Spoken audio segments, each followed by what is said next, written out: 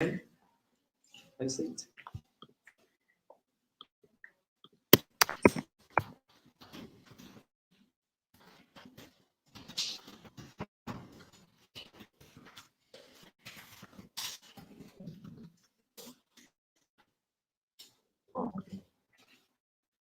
In colour before?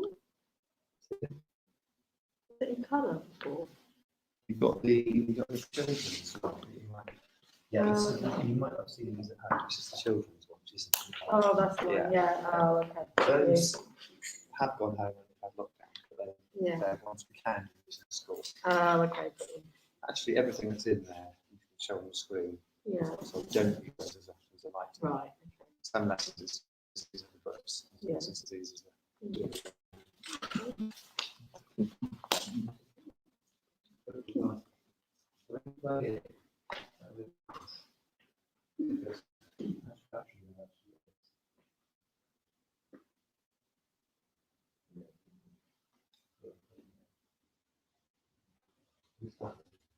Yeah. Good morning, everyone. No pressure.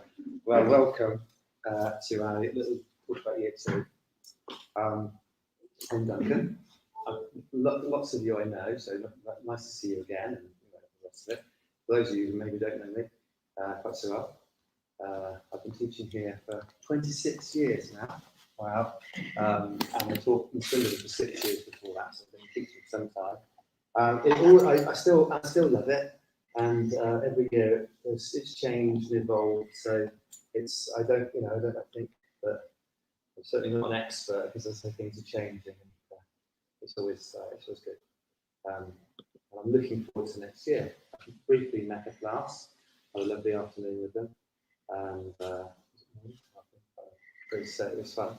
And yeah, I'm looking forward to it. So this is Julia, who's going to be working on a Wednesday. Part of me growing up and growing old is that I needed a day in between to take this thing out of the week. So yeah, I've gone down to 4 days, which I've done before actually. So Julia's coming on a Wednesday. Yeah, I've been doing that this year as well actually. So again, I know some of you previously, but I'm the same co here on when it has been Mondays and Tuesdays this year, which involves a lot of paperwork, and I really miss not meeting children, being with them. So I'll be really lucky this year to do 1 day a week, and also done it, and that's going to continue next year as well. So and it has worked really well. I've enjoyed having a day where I could sort of get my energy back a bit, and do schoolwork and planning, and get my evenings back a bit. So yeah, we've worked we really sort of well. dovetail. There's lots of good. I good need to continue what you're already doing. So we have our discussions together. I continue the power maths, and then I link in with whatever literacy you're doing. Yeah. And actually next year, I'm class music coordinator, and it's a new initiative. I'm actually going to teach music across the school because I don't have to teach it at all at the moment. So I will be teaching music for one of the lessons with the children, which I'm looking forward to as well. Yeah.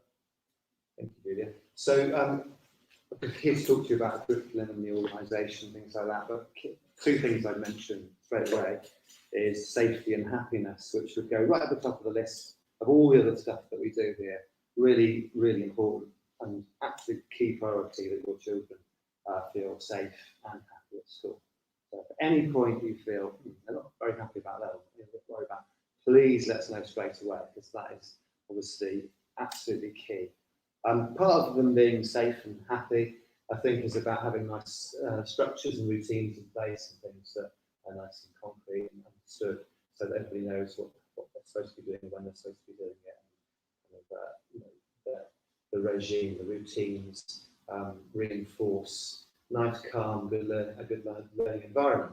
So with that in mind, obviously we have a timetable which we work through every week. This is I'm not going to go through detail. This has been on the board there. That gives you an indication of some of the time we spent with maths. So maths we have, it says 300 minutes a week, and literacy, see that, PE. And it's spread out over the week. You can see my phone today, Wednesday.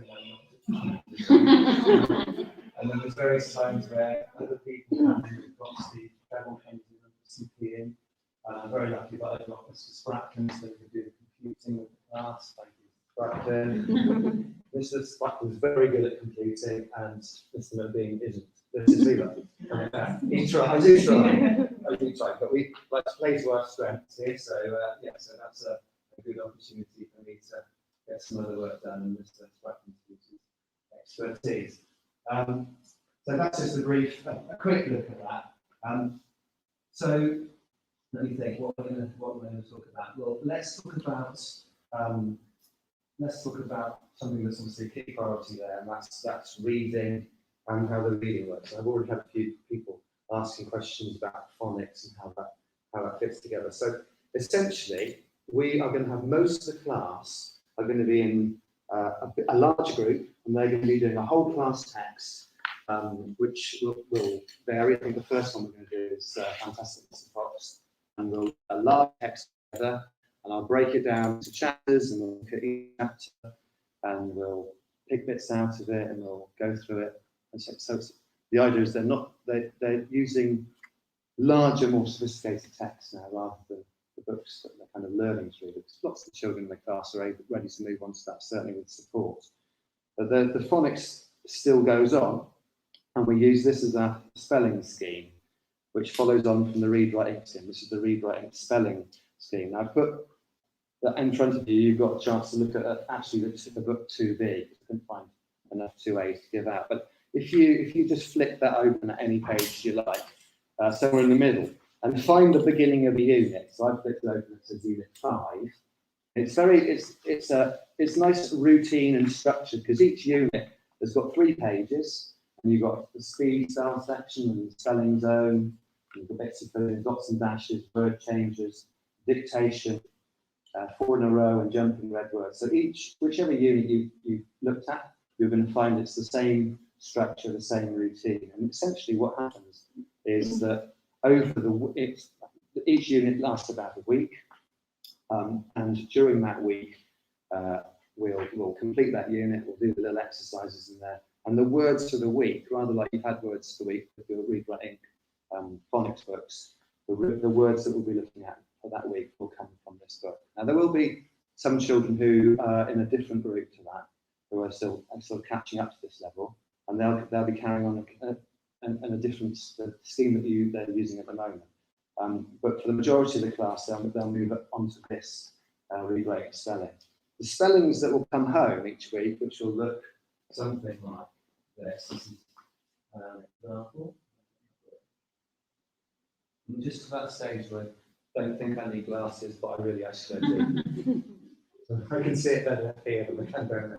So the spellings will come home and they'll look like that. They'll look something like that. So we give that on a piece of paper that they can come home and they'll take that with them. And that's the words for the week. So there you go. It tells you a bit about what those words are. This is week 1. It's actually from book 2A. And this is words where the or sound is spelled with the name before double L. So words like small or massive. There you go.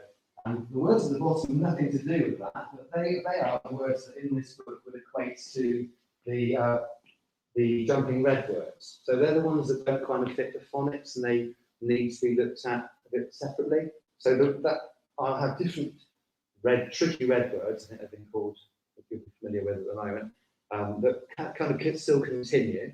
And there'll be some of those, usually there'll be some of those in the spellings, and then there'll be some of the words that for that particular pattern or blend or spelling nuance that we're doing that week. So that follows for the week. So essentially, if you imagine that looks like about 15 minutes a day looking at this and practicing things and putting it into sentences and actually filling the booklet, practicing, and then having a little spelling test on the Friday, which tends to be when we've done it. And then the rest of that session will be looking at text. So we'll have Fantastic Mr. Fox, and we'll be looking at chapter 1, and I'll give some questions about it. And those books it's easier if they don't go home. Fantastic Mr. Fox, because it's basically using them every day. They could go home as long as they literally have to come back because they haven't got enough. So the books that we're encouraging children to read at home are going to be what we call the accelerated reader books. Now, hopefully, you're all sort of kind of familiar with the accelerated reader scheme. So in the library, the children they can go to their basket and they can choose a book that fits their level. We do what's called a star reader test every half term, which checks the book equates to the level that they score in the test, that little test. This test is basically, it's an online test, and if you get it right, the next question is slightly more difficult.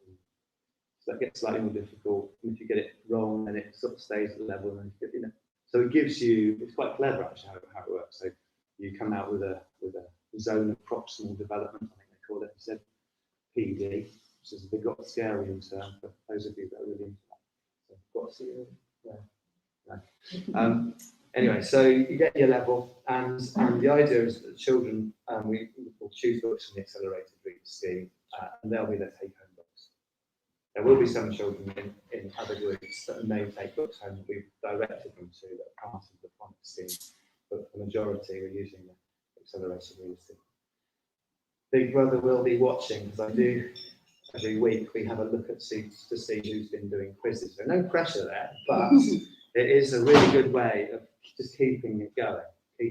The children like doing the quizzes. They do. They're very good at accessing them. They don't take very long. They get their points, and their little flower grows and things to encourage that. And then they get a pat on the back at school because they've done lots of quizzes, etc. Now, having seen that in action this year, I can really safely say that the child in my class this year that made the most progress in reading was the child that took the most quizzes. It makes a big difference. So I really would encourage you to keep on board with that accelerated reader. I'll be giving them lots of pats on the back at school. Well done, you've done another quiz. That's brilliant. They'll have time to change their books, and then at the end of that half term, we'll do another quick star reading test to check that maybe they need to go up to another level, and we just keep real tabs on it. But it's a really good way of keeping that reading going, because the majority of the children in year 2 are at that stage where they've done the hard work. They just need to have time behind text of their own choosing to some extent, and just rolling with it. They kind of got that's where they are. So that's why we have a whole class larger challenging text that they can explore with me or with Mr. Bishop, to sort of challenge them and get them into the idea that they're ready for what they can think of as being big books. But just to remind you, at the same time as we're doing that, we are still developing phonics as the English language being what it is. We do, this is the value in following a spelling scheme too. That's enough about that. You have any questions about reading and phonics? Of course. I mean, somebody asked about phonics screening, didn't they? Is that what you're going to mention? Yeah. So at the end of year 1, children would normally take a phonics screening test, which didn't happen this year because of COVID. So yeah, your children will still take that. We haven't been given a date for it yet, but it's likely to be the end of October. Yeah. So last year, currently it is sat in October, so we're expecting the same to happen. Yeah. And they don't really know that they're doing it as a formal assessment. They're used to going out regularly with Mr. Smith to do phonics assessments, and they do that every 6 weeks now to help them set their rewriting group. So it's no different than that. And they just go out and take that, and we do feed that back to you formally, and we'll get to the rest of confirming their school. Just realised I'm not standing in front of the camera, so sorry, look at that. So yes, on the subject of tests, maybe you'll mention SATs as well as this wrapping, because that's something that didn't happen this year. At the end of year 2, children will take these statutory attainment tests. I think that's what SATs are. And they have a test in reading and maths, and then a kind of one in writing as well, which is a bit teacher assessed. Spelling, punctuation, grammar. That didn't happen formally this year because of COVID, but the likelihood is it will start again next year. They have been thinking about stopping it and various things, haven't they? So we'll wait and see for that. This year, with my current year 2, I did do the tests with children, because that's what is useful to see how they get getting on. They did really well. So it's quite nice to sort of see the progress. And it is a good benchmark, to see how we get on.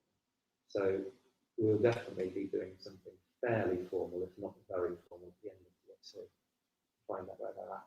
But we do various, diagnostic testing throughout the year just to make sure children are on track, make sure we can target the support they need in the right places. Anyway, so that's reading and spelling. So I might go on to maths. So we use a lovely scheme, the Power Maths scheme, which I think is great. It's certainly from teaching for years and years without a maths scheme, particularly, where you're kind of finding bits from different places. I really enjoy this because it's got a nice, solid amount of structured work, and I can still bring other things in from other places. But the Power Maths scheme is great. And maths is something that we're doing every day.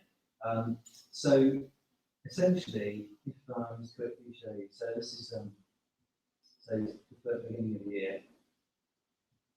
Let's just flip on this one. So you've got the textbook, which is this one. But I can show you the pages of the textbook in here, and it's very useful. And basically, the lessons again follow quite a nice structure, and you have the discover section, and then the share section where you might get things out from the tables and manipulate them, and then you kind of extend that and thinking together section. And a challenge. So you work through these with the class and the groups of children in the class, and then having had a real good look at different ways of representing things. Children then follow up that input with in their own booklet. So that lesson there would equate to, saying about structure and routine, would follow up to a lesson in the book. So if I turn to any lesson in the book, it's got sort of 3 follow-up pages, and the third of which is sort of an additional challenge, and then a reflect section. And that's the same for each of the daily lessons, challenge and reflect it in the third page. And the children sort of have that structure. We have obviously systems in place to support children and find that more tricky. We might have systems where we need to give certain children a bit of extra help by getting them to be in an intervention group, or some children might need a bit of a pre-teach, but we anticipate that they might need to have a little bit of help before that lesson. So we do have things like that in place. This term I've had a group that's come in the morning before school for 15 minutes extra on a Thursday and Friday, for example. So just to give them a little bit of a boost and make sure that when the lesson comes up, they're kind of ready for it. So it's just gives them a bit of a starter. So we'll have things like that sorted out. So each unit again go through the units. I could quickly show you this on this again.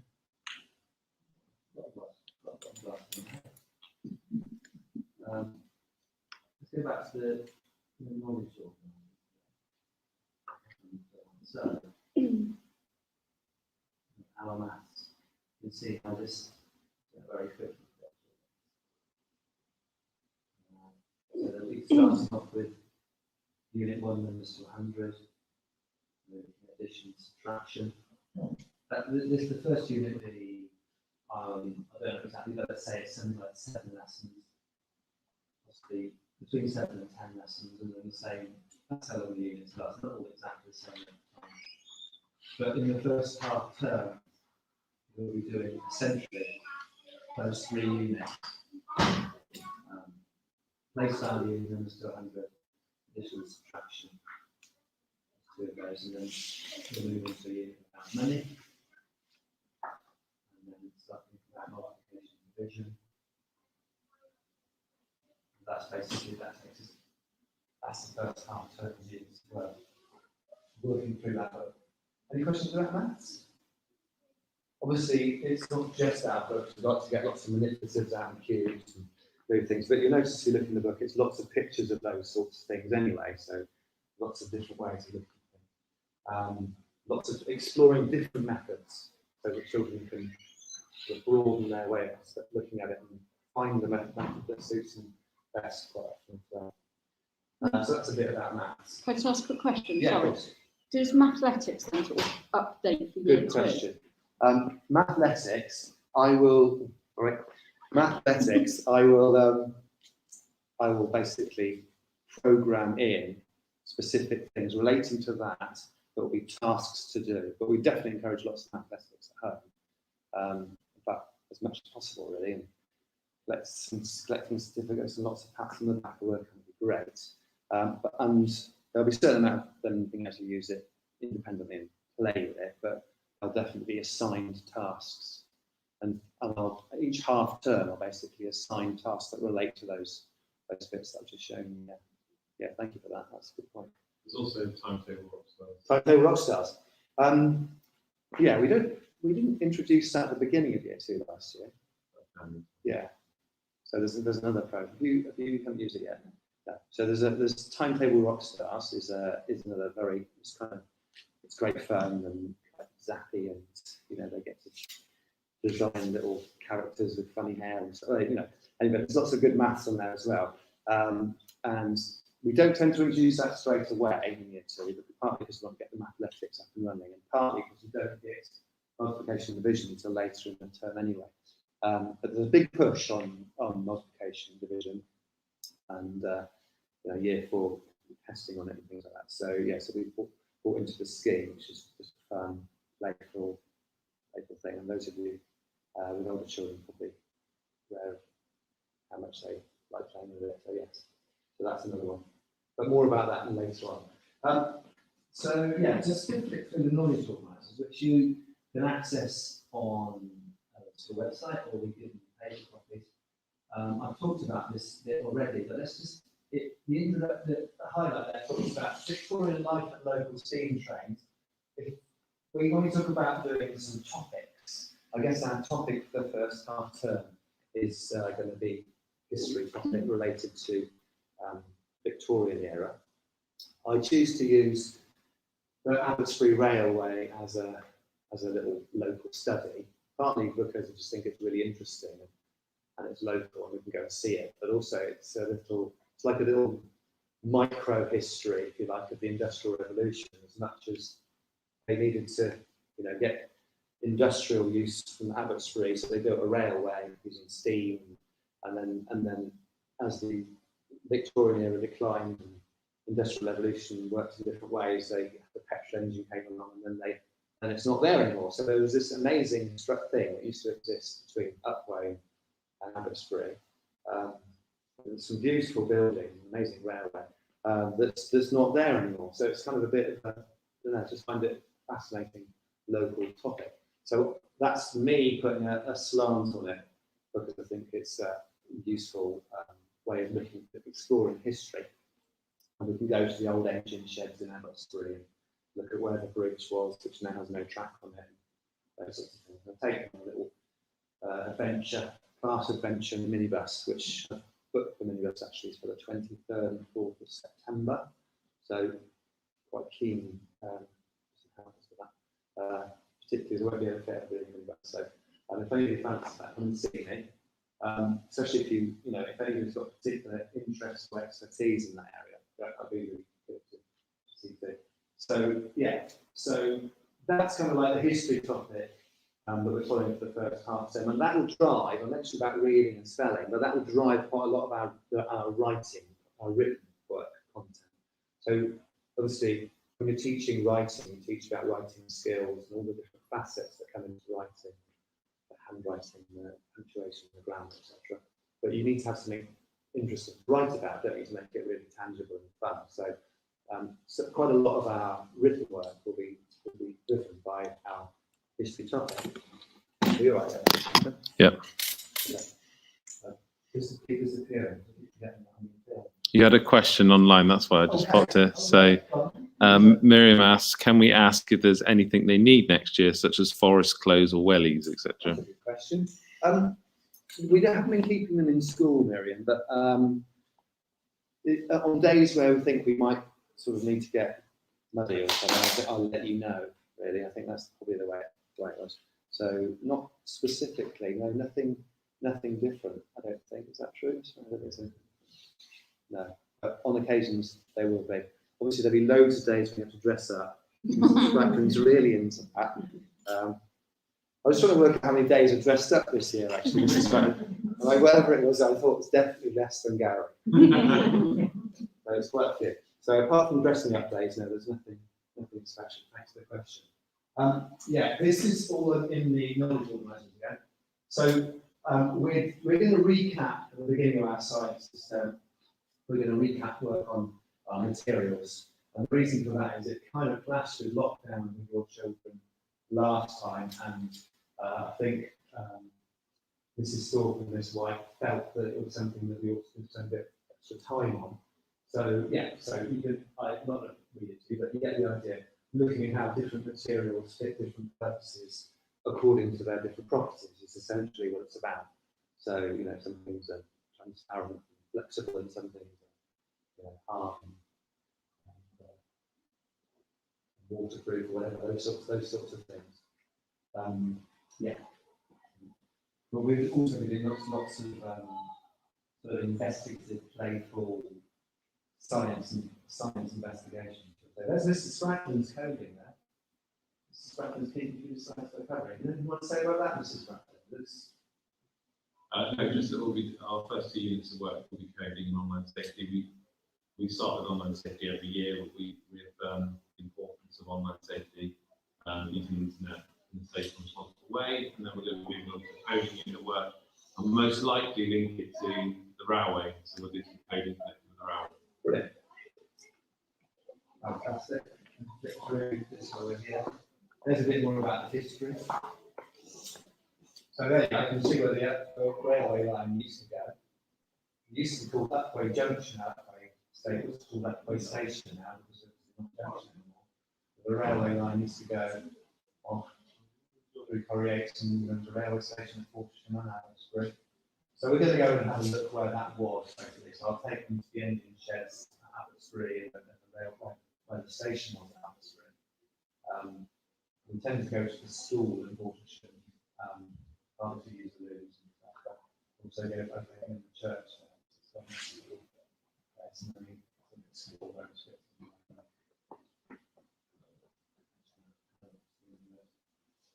RE is something that Mrs. Bishopson was teaching, I think, the first time. Is that right? Did you say that?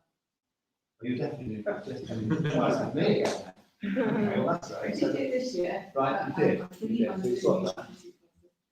So there you go. So we're basically RE, and we're actually our RE curriculum is in a state of well, we're seeing what we can do to embellish and improve it at the moment. It's one of my priorities as the RE coordinator.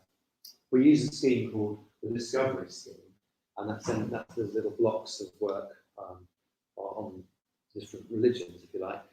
But I think we feel that there might be also a place for cross-curricular, or no, that's a multi-faith topics.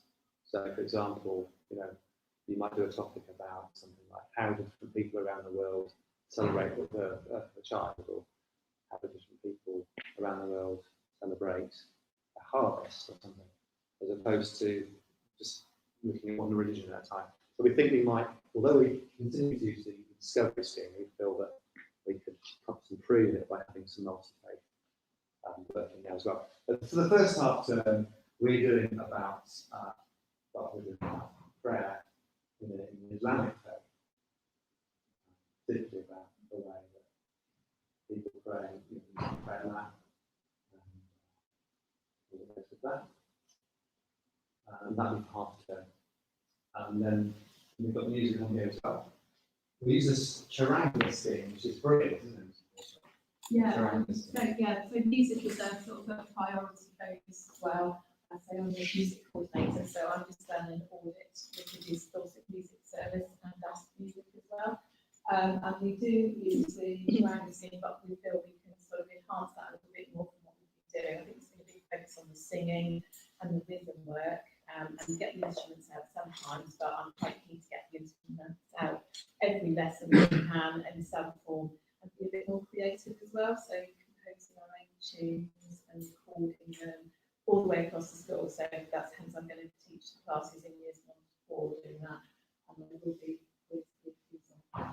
showing the scheme as it's laid out. So you've got another structure again, and the first, the autumn term one is a song called Harry's Peach Heart.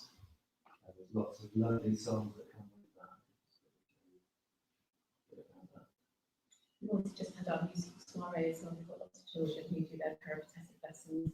And again, when we can get back to old school assemblies, we're going to hopefully showcase them playing assembly a little bit more often. We've got musical parents who can play as well. So don't be afraid to come up.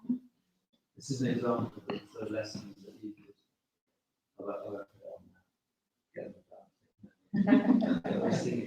But there's just massive resources. So they say there's Gloucestershire play originally. We've actually invested in 10 more Gloucestershire, so we've now got enough for everybody, one between two to share. So again, we can do lots more work on that. So we're doing a real big push on it, and hopefully more creativity around it, in addition to using this framework as well. We've got some additional training from the service on how we can do some quick 10-minute sessions on these. Using instruments as well, so hopefully we can make it a little bit more vibrant. I put in Diwali, it's the last thing I searched for. So say, it's Diwali, you click on Diwali, and we'll do it later in the year. And you can do song, the song teaches you songs, but plays the songs and the words come up, and it tells you about the different, really, really comprehensive thing. Fantastic. It's a fantastic resource to use. It's got three little birds on there, Bob Marley, and things like that. So it's got contemporary ones as well. So we're trying to do a spread of historical music to more modern genres as well. So we get real section of that really. I won't go on. So well, I think that's probably in terms of knowledge organisers. Snacks, trips. Any questions about it? Well, that's it. Communication is kind of an important one, I think, for everybody. The home learning, I will blog it, and it quite likely will be sent out on a piece of paper as well that the children get. And we tend to, in the past, have done the home learning going over a week. Tend to send it out the same day that the letters go out. Not quite sure when that's necessarily going to be, but it will be a kind of a weekly thing. Now, home learning is a very much an optional thing that we provide. It's not something that we're sort of insisting on. I can remember having two parents in my class, both of whom were governors, one of whom thought that I gave out too much home learning, one of whom thought I didn't give out enough home learning, and that's not recently, but just so people have got a real different opinion about that. Both equally valid, but so the way that we respond is by saying, well, we're going to give out this, and we're going to provide this as something for you to do, and then say, well done when you've done it, and we're not going to say anything when you don't. We're not going to. There's no concern about the any. Where's your homework? It will be literally just left as though well done for doing it. That will be the only take. There will be spellings every week. And again, some children really embrace that and do lots of that at home, and some children don't. But rest assured that when you don't, that those are the words we're looking at in the book for that week anyway. So the children aren't going to be completely, left with something that's completely new to them. It's just an opportunity to do a bit more of it at home. And obviously the reading, we really encourage that. So in terms of the home learning as a general pattern, it will be something that I set. It usually will be me that sets it as well. It's kind of easier if it's, otherwise we might both do it, and then it'll be like, oh, that's a bit too much this week. But so it's kind of, I'll do the home learning side of it. And if you've got a problem with it, please email me, but actually don't worry about it. It's probably the thing. If you don't do it, don't think, oh, I need to tell you can do it. Just, plans this and we can have that. It's because it's not a problem. It really is. It's not a problem. So yeah, please don't worry. If you want help with it or clarification of what actually I meant, because I made it clear, by email, that's absolutely fine. So that will be blogged, and various other things obviously will go out on the blog. I'll tell you about when we're moving from one topic to the next in maths. So I'll say, let's start doing money. make sure that goes out. And obviously key things that have happened so that you're aware of things like that. I'll also communicate through Marvellous Me points. So if some of you hopefully got the app, so I'll make sure that I let those, communicate via that. Again, with Marvellous Me, I think Mr. Spratman and I have had this conversation about how much is too much and how much is not enough. So if you get saturated with loads and loads of Marvellous Me all the time, I don't know if it becomes a little bit, a bit meaningless as much as you're getting so much. So this year, in my class, unless I could put the child's name on it and say, Chloe did a fantastic pictures today, something like that, then I didn't do it. Rather than the class had a great art lesson today and put it out, click the whole class and they all get it, I wouldn't do that.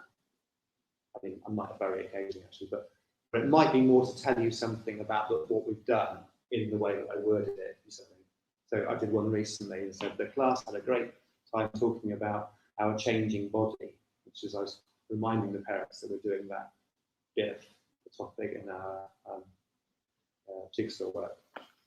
We go on to jigsaw work actually. No, forgot to mention. So jigsaw is the scheme that we use for developing PHSE. Actually, it's not called PHSE anymore, so it's called PHSE something else. PSHE. Anyway, it says PSHE on here. We might change to RSC. Yeah. Anyway, so the whole school uses this scheme. Obviously, it's sequential. This is the year 2 book, and again, it's a lovely structured scheme. And the whole school at the same time works through the different topics. So the first topic is being me in my world, and the whole school will adopt that topic and step year 2 within that. The next scheme is celebrating differences.